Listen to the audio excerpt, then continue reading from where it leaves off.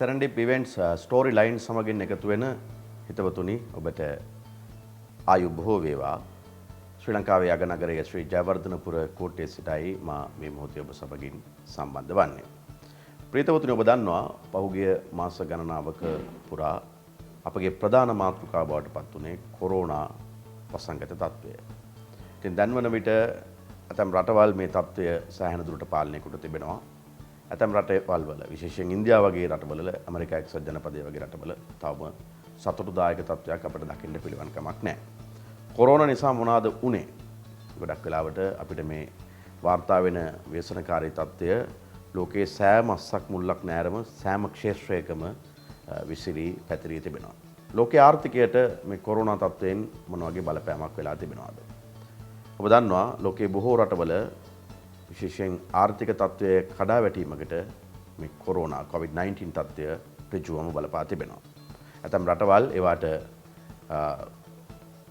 විකල්ප එහෙම නැත්නම් ඒ සඳහා ප්‍රතිකර්ම හොයන්න උත්සාහ කරනවා. ඒ අතර අපේ දැන් අවධානය යොමු වන්නේ ඕස්ට්‍රේලියාව පිළිබඳව. විශේෂයෙන් ඕස්ට්‍රේලියාව මේ ව්‍යාපාර කඩාවැටීමේ තත්ත්වය පාලනය කිරීම සඳහා විශේෂයෙන් ඕස්ට්‍රේලියානු රජය ජොබ් කීපර් නමින් ස්කීම් එකක් හඳුන්වා දුන්නා. ඉතින් මේක ගොඩක් වෙලාවට අපේක්ෂාව උනේ බිඳ වැටුණු ආර්ථික තත්ත්වය නැවත යථා තත්ත්වයට පත් කර ගැනීම, පුද්ගලයින්ට බලපෑවා, ආයතන වලට බලපෑවා.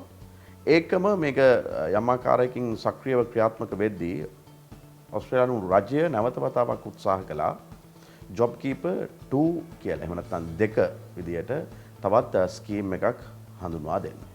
ඉතින් අපි අද බලාපොරොත්තු වෙනවා ඔබට ඊටම වැදගත් වෙන්න පුළුවන්.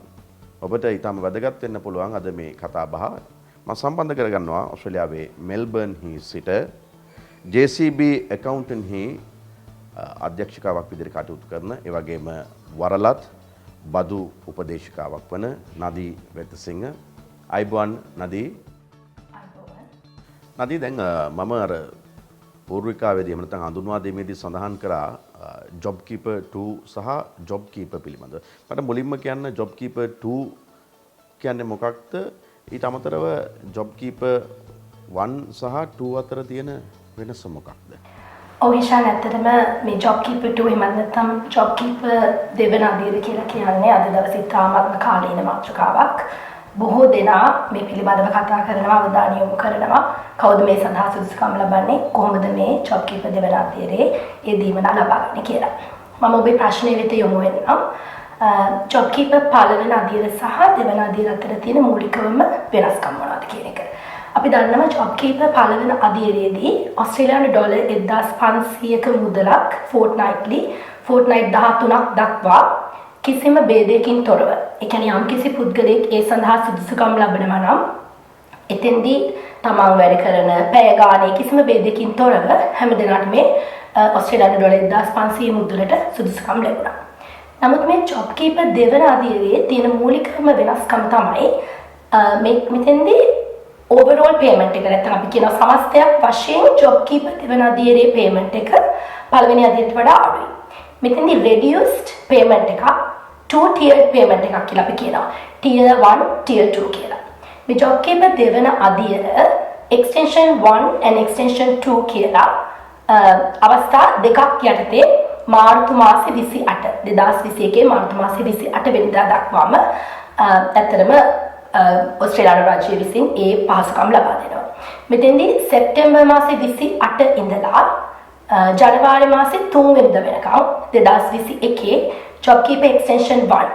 එතෙන්දී tier 1 tier 2 rates එක ගත්තොත් tier 1 කියලා කියන්නේ higher rate එක වැඩි ප්‍රමාණය ඕස්ට්‍රේලියානු ඩොලර් 1200කුත් ඒ වගේම tier 2 reduced rate එක ඕස්ට්‍රේලියානු ඩොලර් 750කුත්. ඒ වගේම extension 2 එක ගැන අපි කතා කරොත් extension 2 එකේදී ජනවාරි 4 වෙනිදා ඉඳලා මාර්තු මාසේ 28 2021 වර්ෂයේ එතෙන්දී tier 1 rate එක higher rate එක ඕස්ට්‍රේලියානු ඩොලර් 1000ක් වශයෙන් fortnight එකකට ඒ වගේම අඩු rate එකේ මත නැත්නම් tier 2 lower rate එක ඕස්ට්‍රේලියානු ඩොලර් 650ක් දක්වා තමයි ඒ පහසුකම් ලබා දීමට රජය විසින් තීරණය කරලා තියෙන්නේ. ඒක තමයි තියෙන මූලිකවම වෙනස්කම. නදී අපිට කිසියම් පැහැදිලි කිරීමක් කරන්න ඔබ ඔය පැහැදිලි කරන తত্ত্বය ව්‍යාපාර ආයතන වලට කොහොමද බලපාන්නේ? ඔහිෂාන් මේ ජොබ් කීපර් දෙවන අදියර ඇත්තටම පළවෙන අදියරේ මේ අවස්ථාව මග හැරුණු සෑහෙන ප්‍රමාණයක් ඇතුළත් වෙන විදිහේ වෙනස්කම් කීපයක් සිදු කරලා තියෙනවා.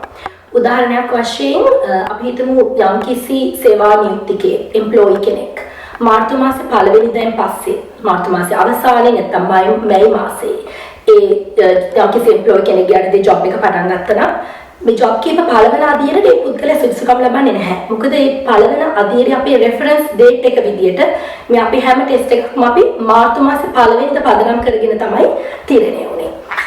නමුත් දැන් මේ අවස්ථාවේදී ඒ පුද්ගලයන් මේ ජොබ් කීපර් දෙවන අදියර සඳහා ඉදිරිපත් වෙනවා. ඇතුළත් වෙනවා. ඒ වගේම තමයි අපි හිතමු తాවකාලික එම්ප්ලොයිමන්ට් එකක් ටෙම්පරරි කැෂුවල් එම්ප්ලොයිස්ලා. කැෂුවල් එම්ප්ලොයි කෙනෙක් මාස 12 මාර්තු පළවෙනිදා වෙද්දී සම්පූර්ණ කළ තිබුණේ නැත්නම් ඒ අයට ජොබ් කීපර් පළවෙනි අදියර මග හැරෙනවා. ඉතින් ඒතර යම් කිසි කැෂුවල් එම්ප්ලොයි කෙනෙක් මාර්තු මාසේ පළවෙනිදා ජුලයි පළවෙනිදා අතර කාලය තුල ඒගොල්ලන් long term casual employee කියන ගණයට eligible වුණොත් ඒ කියන්නේ මාස 12 සම්පූර්ණ වෙලා තිබුණොත් ඒ අය මේ සඳහා සුදුසුකම් ලබනවා. ඒ වගේම තමයි වයස අඩුකමක් මාර්තු පළවෙනිදා තිබුණා නම් නමුත් ජුලයි පළවෙනිදා වෙද්දී ඒ සුදුසුකම් සම්පූර්ණ කරලා තියෙනවා. ඒත් එක්කම යම් කිසි කෙනෙකුගේ residency status අපි හිතමු යම් කිසි කෙනෙකුට permanent residence status ලැබුණා ජූලි මාසේ 30 වෙනිදා. එතකොට ජුලයි පළවෙනිදා වෙද්දී මේ අලුත් ජොබ් කීපර් දෙවන අදියර යටතේ ඕන් සුදුසුකම් ලබනවා. ඉතින් ඒ අනුව බලනකොට අර පළවෙනි අවස්ථාව මග හැරිච්ච තවත් බොහෝ දෙනෙකුට මේ අවස්ථාවේදී මේ ජොබ් කීපර් දීමනා ලබා ගැනීමේ අවස්ථාව ලැබිලා තියෙනවා. ඒ වගේම තවත් සමහර ව්‍යාපාරිකයන්ට මේ මග හැරෙනවා. අපි ඒක ගැන පස්සෙ කතා කරමු. නදී පැහැදිලි කරන්න ජොබ් කීපර් ස්කීම් එකේ තිබුණු ප්‍රින්සිපල් රූල්ස් එහෙම නැත්නම් ප්‍රධාන නිර්ණායක වෙනස් වීමක් වෙලා තිබෙනවාද සංශෝධනය වීමක් වෙලා තිබෙනවාද ඒ ගැන පොඩි පැහැදිලි කිරීමක් කරන්න අපිට. ඔව් හිෂාන් ඇත්තටම ප්‍රින්සිපල් කන්ඩිෂන්ස් වෙනස් වෙලා නැහැ ජොබ් කීපර් දෙවන අදියරේදී. ඒ දැන මම හිතන්නේ ගොඩක් දෙනෙක් දැන් දැනුවත් මේ ජොබ් කීපර් එකට එලිජිබල් වෙන්න තියෙන බේසික් ප්‍රින්සිපල් කන්ඩිෂන්ස් මොනවද කියලා මම දාලා වශයෙන් මතක් කරන්නම්. කලින් ඒ කියන්නේ ජොබ් කීපර් පළවෙනි අදියරේදී වගේම මාර්තු පළවෙනිදා වෙද්දී සක්‍රීය ව්‍යාපාරයක් තියෙන්න ඕනේ, ABN එකක් ඇක්ටිව් ඔපරේට් වෙන බිස්නස් එකක් තියෙන්න ඕනේ. ඒත් එක්කම මම කලින් කිව්වා වගේ රෙසිඩෙන්සි ස්ටේටස් ඕස්ට්‍රේලියානු පුරවැසියෙක් එහෙමත් නැත්නම් නවසීලන්ත පුරවැසියෙක් එහෙමත් නැත්නම් ඒ අදාළ වීසා කැටගරි එකක එම්ප්ලොයි කෙනෙක් වීම ඒ වගේම ඉන්ටිග්‍රිටි රූල්ස් යටතේ එකම එම්ප්ලොයි කෙනෙකුට එම්ප්ලොයිස්ලා දෙතුන් දෙනෙකුට ජොබ් කීපර් ක්ලේම් කරන්න බෑ. ඒ වගේම අපි කතා කරොත් බිස්නස් පාර්ටිසිපන්ට් කෙනෙක් එහෙමත් නැත්නම් ව්‍යාපාර හිමිකරුවෙකුට තමන් තව පර්මනන්ට් ජොබ් එකක් කරනවා නම් කැෂුවල් නැතුව permanent full time or part time job එකක් කරනවා නම් eligible participant යටතේ job keeper ලබා ගන්න බෑ. ඒ වගේම මේ job keeper payment එක කියලා කියන්නේ in arrears. ඒ කියන්නේ employer employee ට මේ payment එක කලින් ගෙවන්න ඕනේ. ඒකට tax office එකෙන් මේක ලැබෙන්නේ reimbursement එකක් විදියට. ඉතින් ඒ කියන කිසිම principal condition එකක්වත් integrity rules වත් වෙනස් වෙලා නැහැ. නදී ඔබ සඳහන් කරනවා tired rates දෙකක් ගැන. අපිට පැහැදිලි කරන්න පුළුවන්ද ඒ රේට් එක කොහොමද තීරණය වෙන්නේ? two tiered rates කියන එක. ඇත්තටම මේක තීරණය වෙද්දී ඉතාමත්ම වැදගත් වචනයක් තමයි reference period කියන එක. යම් කිසි කෙනෙක් tier 1 rate එකටද tier 2 rate එකටද eligible වෙන්නේ කියන එක තීරණය වෙනවා reference period එකක් මත. මෙතෙන්දී employees ලාට එහෙම නැත්නම් සේවා නියුක්තිකයන්ට අපිට සහනයක් ලබා දීලා තියෙනවා මේ reference period එක තීරණය කරන දිනය මාර්තු පළවෙනිදා හෝ ජූලි මාසේ පළවෙනිදා වශයෙන් යොදා ගන්න. එතෙන්දී මාර්තු පළවෙනිදා අපි උදාහරණයක් වශයෙන් ගත්තොත් මේ රෙෆරන්ස් පීරියඩ් එක දවස් 28ක්. හැබැයි මේ දවස් 28 මාර්තු පළවෙනිදා ඉඳලා දවස් 28ක් නෙමෙයි පිටිපස්සට. එතෙන්දී තීරණය වෙන්නේ pay cycle එක. එතෙන්දී අපි කියනවා most recent pay cycle ended on or before 1st March or 1st July. මාර්තු පළවෙනිදාට එහෙම නැත්නම් ජුලයි පළවෙනිදාට ආසන්නයේම අවසන් වුණු පේ සයිකල් එක. එතෙන්දී පේ සයිකල් එකේ ඒ වැටු කාල පරිච්ඡේදය. මෙතෙන්දී අපි බලන්නේ පේ ඩේට් එක නෙමෙයි. උදාහරණයක් වශයෙන් අපි හිතමු වීක්ලි පේ සයිකල් එකක් තියෙනවා පෙබරවාරි මාසේ 20 ඉඳලා 27 වෙනකම්. ඒතකොට ඒක වීක්ලි පේ සයිකල් එකක්. ඒකේ පේමන්ට් එක මාර්තු මාසේ වුණාට ප්‍රශ්නයක් නැහැ. නමුත් ඒක එතකොට මාර්තු පළවෙනිදාට කලින් තියෙන අවසාන පේ සයිකල් එක. එතකොට එතන පේ සයිකල් එකේ දවස් 7ක් ඒ වගේම එතකොට ඒ වගේ තව වීක්ලි පේ සයිකල්ස් 3ක්. අන්නේ විදියට මේ මාර්තු පළවෙනිදට ආසන්න වශයෙන්ම අවසන් වන පේ සයිකල් එකේ ඉඳලා අපි දවස් 28ක් පිටිපස්සට පේ සයිකල්ස් බැලුවම එතෙන්දී ඒ දවස් 28 තුල කිසියම් එම්ප්ලොයි කෙනෙක් පැය 80ක් හෝ වැඩියෙන් වැඩ කළා තියෙනවා. අපි එතෙන්දී කියනවා paid employment. එහෙම නැත්නම් paid absence. නැත්නම් paid public holidays. අන්න එතෙන්දී ඒ පුද්ගලයා සුදුසුකම් ලබනවා tier 1 එහෙම නැත්නම් higher rate එකකට. එතකොට extension 1 යටතේ ඔස්ට්‍රේලියානු ඩොලර් 1200ක් fortnight එකට extension 2 යටතේ ඔස්ට්‍රේලියානු ඩොලර් 1000කට. එතෙන්දී ඒ පැය ගානේ රෙෆරන්ස් පීරියඩ් එක ඇතුළත පැය 80කට අඩු වුණොත් tier 2 ඒ කියන්නේ එතෙන්දී ඩොලර් 750 සහ extension 2 එකේ ඩොලර් 650 වශයෙන්. නමුත් මම කලින් කිව්වා වගේ යම්කිසි එම්ප්ලොයි කෙනෙක් මාර්තු පළවෙනිද ඉඳලා අපි රෙෆරන්ස් පීරියඩ් එක බලද්දී අපි හිතමු උදාහරණයක් වශයෙන් පැය 50ක්. නමුත් ජුලයි පළවෙනිදා අපි රෙෆරන්ස් ඩේට් එක වශයෙන් අරන් දවස් 28 බලද්දී ඒ කෙනා පැය 80 සපුරලා තියෙනවා. අපිට ෆ්ලෙක්සිබිලිටි එක දීලා තියෙනවා. ඒ ජුලයි රේට් එක පදනම් කරගෙන ඒ කෙනා වැඩි රේට් එකකට නැත්නම් tier 1 රේට් එකට නොටිෆයි කරන්න. තවත් දෙයක් තමයි මෙතෙන්දී මේ එම්ප්ලොයිගේ tier 1ද tier 2ද කියන එක අපි තීරණය කරන්නේ එක්වරක් පමණයි. අපි එක්වරක් යම්කිසි එම්ප්ලොයි කෙනෙක් tier 1 හෝ tier 2 කියලා අපි ඇසෙස් කරලා තීරණය කරාට පස්සේ අපි ඒක ටැක්ස් ඔෆිස් එකට නොටිෆයි කරාම extension 1 and extension 2 කියන ඒ මුළු entire period එකට, ඒ කියන්නේ අපි සෙප්තැම්බර් 28 ඉඳලා මාර්තු 28 2021 වෙනකම්ම අන්න ඒ tier 1 හෝ tier 2 අපි කලින් තීරණය කරපු රේට් එකෙන් තමයි ඒ එම්ප්ලොයිට ජොබ් කීපර් ලැබෙන්නේ. ඔබ ඔය පැහැදිලි කරන තත්ත්වය ව්‍යාපාරික ආයතනවල සඳහා කොහොමද? ඒ කියන්නේ යම්කිසි බලපෑමක් කරන්න පුළුවන්ද? මොකක්ද වෙන්න පුළුවන් බලපෑම? ඒත් මම හිතන්නේ මේ සරන්ඩි ඉවෙන්ට්ස් ස්ටෝරි ලයින් අරබන අපේ ප්‍රේක්ෂකයන් පැහැදිලි කරගන්න කැමති වෙයි. eligible business participants එහෙමත් නැත්නම් ව්‍යාපාර හිමිකරුවන්ට ඇත්තට මේ රෙෆරන්ස් පීරියඩ් එක එහෙම රෙෆරන්ස් පීරියඩ්ස් දෙකක් නැහැ. පෙබරවාරි මාසයේ විතරයි. එතකොට ස්ටෑන්ඩඩ් 1 රෙෆරන්ස් පීරියඩ් එකක් තියෙන්නේ. ඒගොල්ලන් පෙබරවාරි මාසය ඇතුළත උන්ට කියන්න පුළුවන් නම් උන් සක්‍රියව ව්‍යාපාර කටයුතු වල නිරත වුණා කියලා පැය 80ක් හෝ වැඩි ප්‍රමාණයක් ඒ අය higher rate එකට, ඒ කියන්නේ tier 1 rate එකට සුදුසුකම් ලබනවා. පහුගිය මාස 12ට සාපේක්ෂව, ඒ කියන්නේ කොරෝනා වලින් පස්සේ ඒ කාල සීමාව තුළ ටර්න්ಓවර් එක අඩු වෙලා තියෙනවා නම් ඒක තමයි සුදුසුකමක් වෙන්නේ ඔබ සඳහන් කරන ආකාරයටම මේ ස්කීම් එක සඳහා. යම්කිසි ආයතන තියෙන්න පුළුවන් මේ නිර්ණායක සම්පූර්ණ නොකර. කියන උදාහරණයක් විදිහට මේ මාස 12ක කාලය සම්පූර්ණ නොකර. එතකොට ඒ අය සම්බන්ධයෙන් කොහොමද මේ තත්ත්වය ක්‍රියාත්මක වෙන්නේ? ඕකේ ෂා declining turnover test එකේ මත් නැත්තම් මේ ආදායමේ අඩුවීම තමයි ඇත්තටම job keeper eligibility එකේ employer කෙනෙක් වශයෙන් තියෙන ප්‍රධානතම තීරණාත්මක සාධකය. මෙතෙන්දී මේ job keeper 2 එකේ වෙනසක් තියෙනවා. job keeper 1 එකේ නැත්තම් පළවෙනි අදියරේදී අපි use කරේ projected GST turnover කියන එක. ඒ කියන්නේ අපි අනුමාන වශයෙන් තමයි තීරණය කරන්නේ. ඒ වගේම තමයි කිසියම් වූ ව්‍යාපාරයක් අප්‍රේල් මාසයේ ඉඳලා, කියන්නේ මාර්තු මාසයේ ඉඳලම එක මාසයක් මේ 30% drop, මම මෙතන 30% drop එක ගැන කතා කරන්නේ, අපි ගොඩක් කතා කරන්නේ small medium businesses ගැන නිසා. එතෙන්දී 30% drop එක තිබුණා නම් එක මාසෙක ඊළඟ මාසෙ කොයිතරම් income එක වැඩි වුණත් ඒ job keeper පළවෙනි අදියරට ඇතුළත් වුණාට පස්සේ ඒක continue වුණා. නමුත් මේ job keeper දෙවන අදියරේදී භාවිතා වෙන්නේ projected නෙමෙයි actual GST turnover. එතෙන්දී ජුලයි, ඕගස්ට්, සෙප්තැම්බර් කියන මාස තුනේ actual GST turnover එක හිමත් නැත්නම් තමන්ගේ නිශ්චිත ආදායම කම්පෙයාර් කරනවා මාස 12ක් back comparative period එකක් එක්ක. ඒතකොට සරල වශයෙන් කියනවා නම් සෙප්තැම්බර් 2020 actual income එක කම්පෙයාර් කරනවා සෙප්තැම්බර් කියලා කියන්නේ සෙප්තැම්බර් quarter කියන එක, ජුලයි, ඕගස්ට්, සෙප්තැම්බර් මාස තුන සෙප්තැම්බර් 2019 ඒ GST turnover එකත් එක්ක. අන්න එතෙන්දි 30% drop එකක් තියෙනවා නම් එතෙන්දි තමයි මේ job keeper දෙවන අදියරයට සුදුසුකම් ලබන්නේ. හැබැයි පළවෙනි original conditions satisfy වෙන්න ඕනේ. ඒ කියන්නේ මාර්තු මාසයේ ඉඳලා දෙසැම්බර් මාසය අතරතුර ඒ කාල පරිච්ඡේදයේ ඇතුළත ඒ කියන්නේ income එක මාසයකවත් income එක 30% drop එක තියෙනවා. නමුත් ඊට අමතරව සෙප්තැම්බර් quarter එකේදී ඒ 30% drop එක තියෙනවා. ඒක තමයි විශේෂයෙන්ම මේ declining turnover test එකේ වෙනස තියෙන්නේ. මොකද actuals use කරනවා මෙතෙන්දී projected දේවල් use කරන්නේ නැහැ. ඒ actual use කරන නිසා අපි projected GST turnover එකට ඇතුළත් නොවෙච්ච සමහර දේවල් මෙතෙන්දී ඇතුළත් වෙනවා. උදාහරණයක් වශයෙන් capital asset එකක් sell කරොත් projected turnover එකට ඇතුළත් වෙන්නේ නැහැ. නමුත් actual එකට ඇතුළත් වෙන වෙනවා. ඒ වෙනස්කම ඉතාමත්ම වැදගත්. පෞගිය මාස 12ට සාපේක්ෂව ඒ කියන්නේ කොරෝනා එන කලින් තිබුණු ටර්න් ඕවර් එක අඩු වෙලා තියෙනවා නම් කොරෝනා ආවට පස්සේ කාලය හා සංසන්දනය කළ බලනකොට ඔවුන් සුදුසුකම් ලබනවා ඒ කියන්නේ ජොබ් කීපර් ස්කීම් එකට. දැන් හිතන්න එහෙම මේ මාස 12ක කාලය සංසන්දනය කරන්න බැරි අයත් ඉන්න පුළුවන්. ඒතර ඒ අයට මොකද්ද සිද්ධ වෙන්නේ?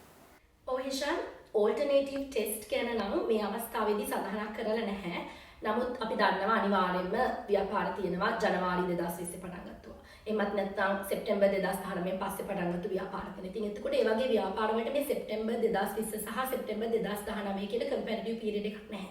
අපි දන්නවා පළවෙනි අදියරේදී අපි ඕල්ටර්නේටිව් ටෙස්ට් පාවිච්චි කරලා ඒ අයව සුදුසු නම් ඒ ජොබ් කීපර් පළවෙනි අදියරට ඇතුළත් කරා. ඉතින් අපි බලාපොරොත්තු වෙනවා මේ ඕල්ටර්නේටිව් ටෙස්ට් රජය විසින් ළඟදීම නිවේදනය කරයි කියලා. මම මේ පිළිබඳව වැඩි තොරතුරු මේ අවස්ථාවේ කතා කරන්නේ නැහැ. මොකද මේ වන විට ඩිරෙක්ට් කම්පැරිසන් එක විතරයි ඇත්තටම අපිට අනවුන්ස් කරලා තියෙන්නේ. නදී මං හිතනවා මේ ටර්න් ඕවර් කැල්කියුලේෂන් එකත් කොහොමද වෙන්නේ කියන එකත් යම් ප්‍රමාණයකට මේ වෙලාවේ පැහැදිලි කරගන්න පුළුවන් නම් සෑහෙන වටිනවා. ඔව් ඒ ඩික්ලයිනින් ටර්නෝවර් ටෙස්ට් එකේදී අපි ඒ ඇක්චුවල් GST ටර්නෝවර් එක ගණනය කරද්දී ජොබ් කීපර් පේමන්ට්ස් එකට ඉන්ක්ලූඩ් වෙන්නේ නැහැ. ඒ වගේම අපි දන්නවා වික්ටෝරියානෝ ග්‍රාන්ට්ස් හම්බුණා වික්ටෝරියන් ගවර්න්මන්ට් සපෝට් ග්‍රාන්ට්ස් ඒ දේවල් ඇතුළත් වෙන්නේ නැහැ. අපි දන්නවා අපි ඒවා අපේ ඇසෙසිබල් ඉන්කම් එකට එහෙමත් නැත්නම් අපේ ආදායම් බදු ගෙවීමේ කාර්යය සඳහා ගණනය කිරීම වලදී අපිට ඒ සඳහා බදු ගෙවන්න සිද්ධ වෙනවා. නමුත් මේ ජොබ් කීපර් එකේ එලිජිබිලිටි ඩික්ලයිනින් ටර්නෝවර් ටෙස්ට් එකේ අපි ඒ ආදායම ගණනය කරද්දී ජොබ් කීපර් පේමන්ට්ස් වගේම වික්ටෝරියන් ගවර්න්මන්ට් ග්‍රාන්ට්ස් නුත් එක්ස්ක්ලූඩ් වෙලා තියෙනවා. GST cash එතකොට accrual basis කියන තත්වය මේ සඳහා බලපෑමක් ඇති කරනවද නදී?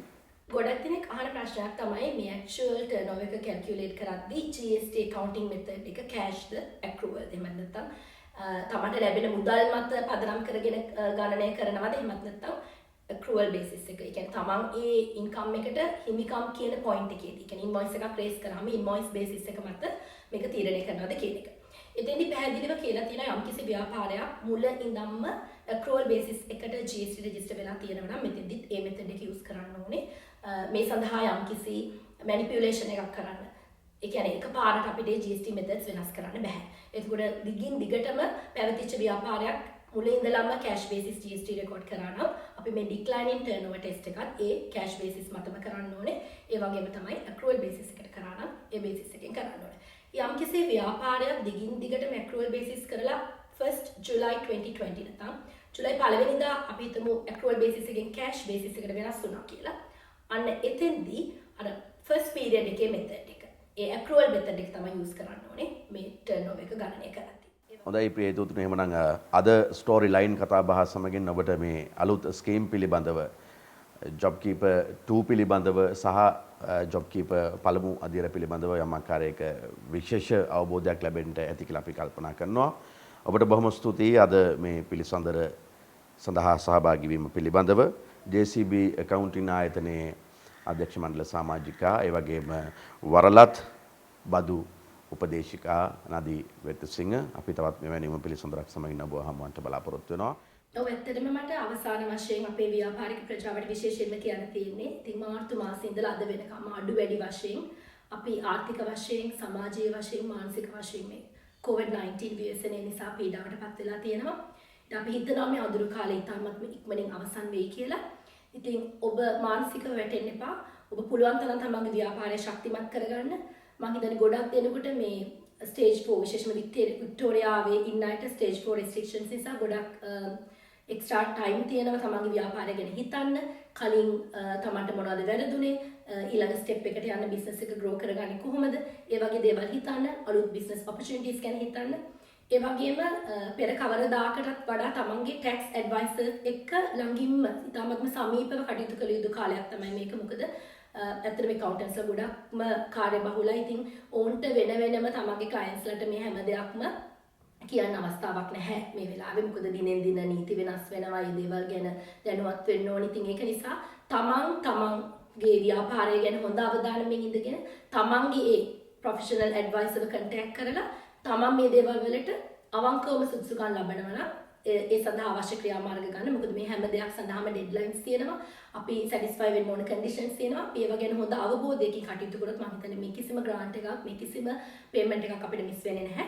ඒ වගේම තවත් සතුටුදායක ආරංචියක් තියෙනවා. වික්ටෝරියානු රජය මගින් announce කරලා තියෙනවා third round of business support September 18 වෙනිදා. ඉතින් එතෙන්දී මම හිතන්නේ මීට කලින් අතුලත් නොවෙච්ච සෝල් ට්‍රේඩර්ස්ලාට යම්කිසි සහනයක් සඳහන් කරලා තියෙනවා. ඉතින් අපි අද විශේෂයෙන්ම ජොබ් කීපර් ගැන කතා කරන නිසා මම ඒ ගැන සඳහන් කරන්නේ නැහැ. නමුත් හොඳ අවධානයෙන් ඉන්න, මානසිකව වැටෙන්න එපා. අපි කවුරුත් එකතු වෙලා මම හිතන්නේ මේ අමාරු කාලය ඉක්මනින්ම ජය ගන්න පුළුවන් වෙයි කියලා මම විශ්වාස කරනවා. ඔය ශානතරම මම ගොඩක් ස්තුතිවන්ත වෙනවා Serendip Events FB page එකට, ඒ වගේම Serendip TV1 YouTube channel එකට මේ අවස්ථාව ලබා දීම පිළිබඳව. ඇත්තටම මේ ස්ටෝරි ලයින් මම පෞගේ වැඩසටහන් බැලුවා. ඉතාමත්ම කාලීන වැඩසටහන් ඔබ ඇත්තටම ප්‍රචාරය කරලා තියෙනවා. ඉතින් ඒ සඳහා ඔබට ඒ වගේම ඔබ ආයතනයට ස්තුතිවන්ත වෙන අතරතුරේ ඔබේ සියලු වැඩ කටයුතු සර්ව ප්‍රකාරයෙන් සාර්ථක වෙන්න කියලා මම ප්‍රාර්ථනා කරනවා. ඒ වගේම අපේ ව්‍යාපාරික ප්‍රජාව ඇතුළු මේ වැඩසටහන ආරම්භන සියලු දෙනාටම අවසාන වශයෙන් කියන්න තියෙන්නේ අපි මේ තුරු කාලයත් කොහොම හරි අමාරුවෙන් මුහුණ දීලා මේ ව්‍යසනයේ ජයගමු. ඔබ සියලු දෙනාටම සුබ දවසක්, සුබ අනාගතයක්. ආයුබෝවන්. ප්‍රේතවතුනි, අප ඔබට වැදගත් වන බොහෝ දෑ පිළිබඳව ඉදිරියටත් කතා කිරීමේ අපේක්ෂාවෙන් සමගන්නවා. මම හිෂාන් සුමීර, ශ්‍රී ලංකාවේ ශ්‍රී ජයවර්ධනපුර කෝට්ටේ සිට.